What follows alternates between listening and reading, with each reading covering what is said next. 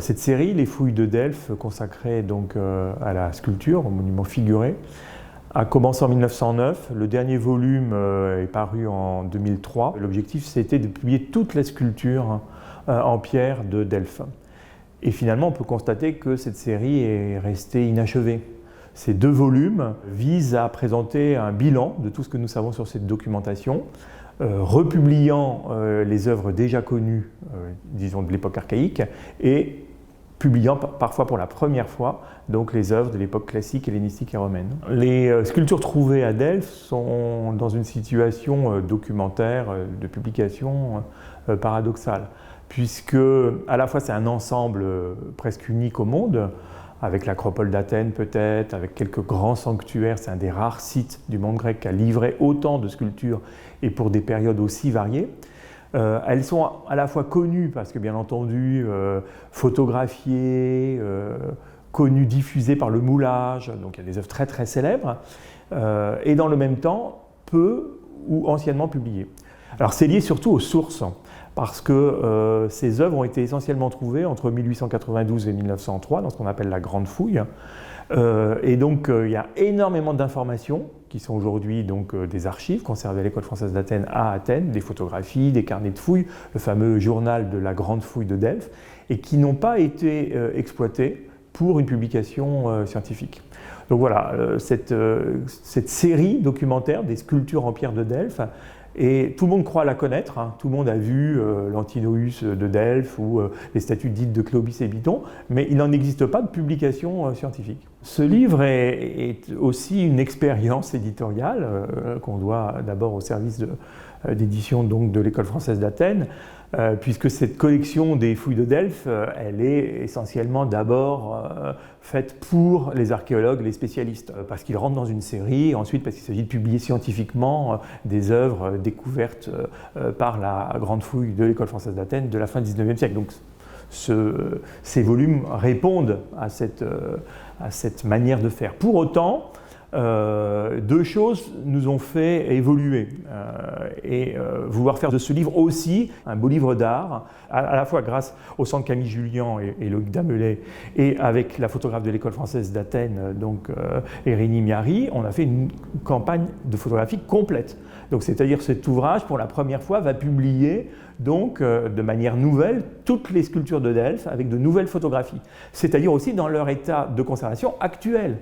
Or, aujourd'hui, la plupart des photographies de ces sculptures datent des années 1910, 1920, 1950. Elles ont été dérestaurées, re-restaurées, nettoyées. Il y a non seulement donc des photographies, il y a également des dessins, une vingtaine de dessins inédits qu'on a commandés à Frédéric Siard.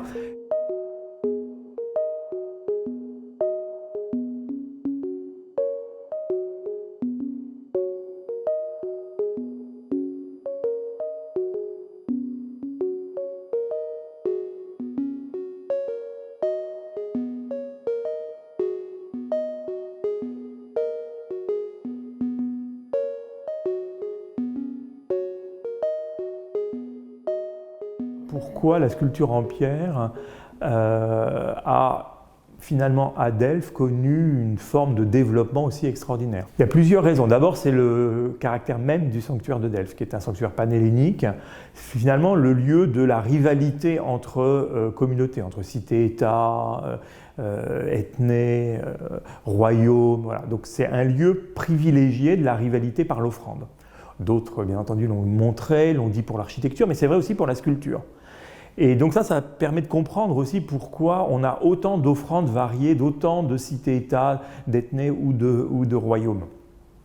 Ensuite, donc au-delà de ce rôle de rivalité qui explique finalement une compétition dans l'offrande sculptée, c'est aussi la localisation de ce sanctuaire, puisque nous sommes en Grèce centrale, et Delphes, c'est le lieu de rencontre entre des traditions qu'on pourrait qualifier de péloponnésienne ou de Grèce centrale, liée à l'usage notamment du calcaire, avec rencontre avec les milieux perméables aux influences cycladiques qui, elles, ont l'habitude d'utiliser le marbre comme matériau de construction pour l'architecture comme matériau donc, de sculpture, et notamment, bien entendu, Athènes. Donc c'est à Delphes que se rencontrent ces 2 traditions, de la sculpture en pierre calcaire et de la sculpture en marbre venue des Cyclades. Donc ça explique sans doute à la fois ce rôle de sanctuaire comme lieu de la rivalité. Cette rencontre entre deux manières de faire de la sculpture explique donc cette floraison de sculptures en pierre découverte à Delphes. Alors, Delphes est sans doute un observatoire, un point finalement de connaissance des arts figurés grecs, assez unique dans le monde grec, d'abord par la période concernée, qui va finalement des 9e, 8e siècles avant Jésus-Christ jusqu'à la fin de l'Antiquité. Il y a peu de sanctuaires ou de cités ou de royaumes dans le monde grec qui ont livré comme ça, de manière continue, des productions figurées. Donc on a là des documents clés pour l'époque géométrique, pour l'époque dite orientalisante, pour l'époque archaïque, pour l'époque classique, pour l'époque hellénistique, pour l'époque romaine. Donc, oui, il y a d'abord cette étendue chronologique. Ensuite, les œuvres conservées sont souvent des œuvres majeures dans leur domaine, que ce soit pour la sculpture architecturale, avec notamment cette particularité des trésors de Delphes de l'époque archaïque, ou encore avec le trésor des Athéniens pour l'époque classique, avec des monuments aussi exceptionnels comme la Tolos ou le temple du IVe siècle. Voilà un sanctuaire qui a livré les décors de son temple principal à l'époque archaïque et de son temple principal, le même à l'époque classique. C'est presque un cas unique dans le monde grec. Donc, et pour toutes ces raisons, Delphes est un bon observatoire à la fois de l'ensemble des périodes de l'art grec et notamment de la sculpture, mais également donc avec des documents majeurs pour la connaissance de cet art.